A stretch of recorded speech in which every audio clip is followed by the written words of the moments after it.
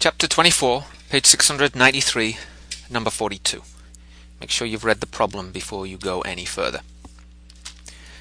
This is talking about a coating on a glass lens that's meant to reduce glare, dealing with the interference of light reflected by that film. So what we have is I can draw much thicker than it really is, so I can actually label things and see what's going on. I have a thin film and its refractive index, which I'll call N1, we're given. And when you get passed through the glass, through the coating, we've got glass with a refractive index N2 of 1.52.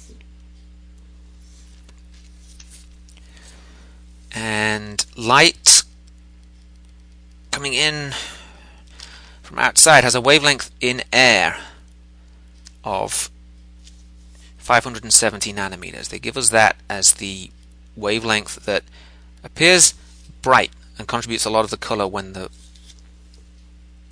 light is reflected from the surface. So there's a reflection from the outer surface of the coating.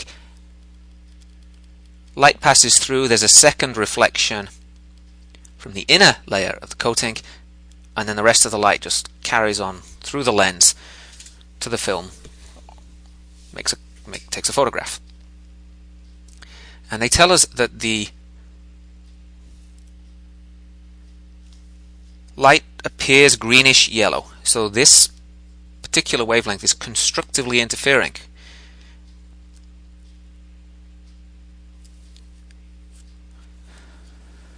So the basic idea behind this, behind any interference effect, is that the path difference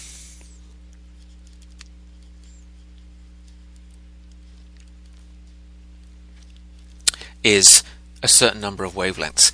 The thing you've got to be careful of and always try to remember with thin film interference is any phase changes upon reflection. If the light slows down as it enters the new medium, then there'll be a phase shift on reflection. So in air, the refractive index is 1.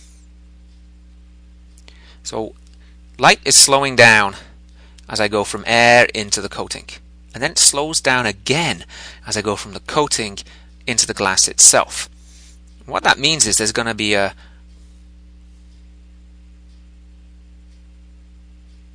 180-degree phase shift, or half wavelength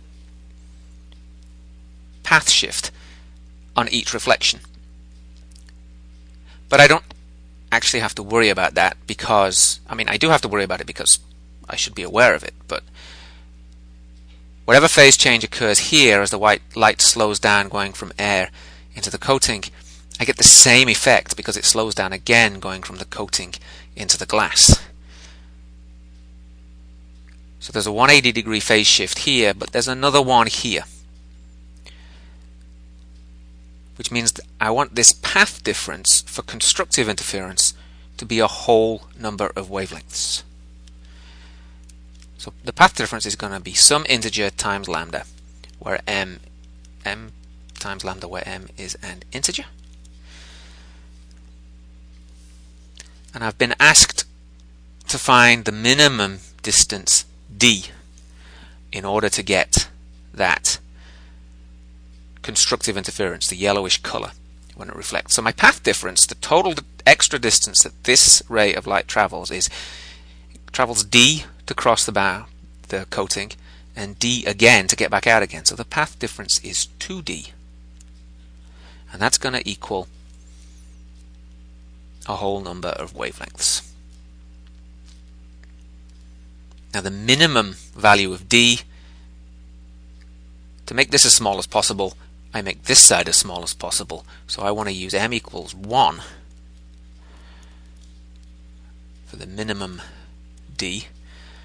So that tells me that d is going to be m times the wavelength. The other place where this can catch you out, the phase shifts on reflection can catch you out. The other thing that can catch you out is the wavelength you use, because as the light slows down in the coating, so its wavelength changes as well. So we're interested here in wavelength 1, which is the wavelength in the coating. There's a different wavelength again in the glass, and in air it was 570 nanometers. So this 2D is m times lambda 1. M equals 1, so it's just the wavelength of the medium in air divided by the refractive index of the coating. 2D equals wavelength divided by refractive index. Then you solve that for D, plug in the values that you're given, and you're done.